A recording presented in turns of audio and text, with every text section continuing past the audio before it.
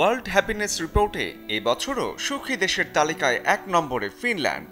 তাও একবার দুবার নয়, গত ৮ বছর ধরেই তালিকার শীর্ষে দেশটি। কি সঙ্গী করে এমন সুখী জীবন উপভোগ করছে ফিনল্যান্ডবাসী, সে উত্তর খুঁজতে গিয়ে পাওয়া যায় সরল জীবনধারায় অভ্যস্ত সেখানকার সবাই। এখানকার মানুষেরা অযথা সম্পদ বা খ্যাতির পেছনে ছোটে না। আজীবন শেখার মানসিকতা ফিনল্যান্ডকে অনেকখানি এগিয়ে দিয়েছে।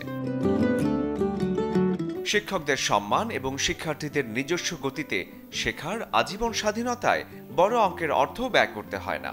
আর তাই ফিনল্যান্ডের শিক্ষা ব্যবস্থা বিশ্বের অন্যতম সেরা। এখানে নীরবতা অস্বস্তির তো নয়ই, বরং উপভোগ করে সবাই। এখানকার প্রচলিত একটি প্রবাদ, নীরবতা স্বর্ণ আর কথা বলা রূপা। ফিনরা বিশ্বাস করে বিশ্রাম জীবনের অবিচ্ছেদ্য অংশ, যা কেবল কাজের পুরস্কার নয়। প্রকৃত সুখ অনেক সময় নিঃশব্দ মুহূর্তগুলোর মধ্যেই লুকিয়ে থাকে। ফিনল্যান্ডে প্রকৃতি কেবল দেখার বিষয় নয়, জীবনযাত্রারও একটি গুরুত্বপূর্ণ অংশ। এখানে এভরিম্যানস রাইটস আইনে সবাই বনের মধ্যে মুক্ত বাতাসে ঘোরাঘুরি করতে পারে।